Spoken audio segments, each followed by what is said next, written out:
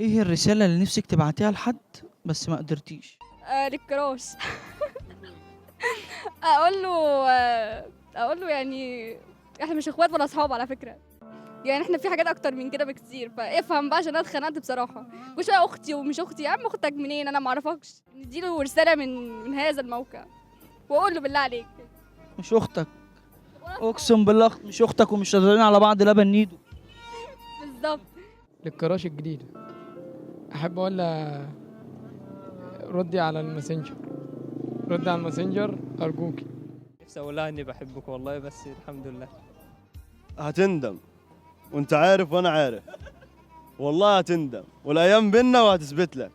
كان الحاجه الوحيده اللي كان نفسي اقولها لك في الاخر، هتندم بس. ابعتها لحد اقول له خليك بنفسك، محدش هينفعك، لا صحاب ولا حب ولا اي حاجه، انت بنفسك هتعمل كل حاجه.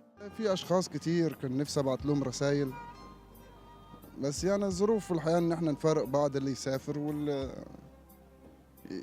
يتكل على الله بقى. لو الفيديو ده عجبك اعمل لايك واشتراك في القناة، وصل الفيديو ده 50,000 لايك. عارف ان هو مش هيوصل اقسم بالله، بس دينا بنحاول.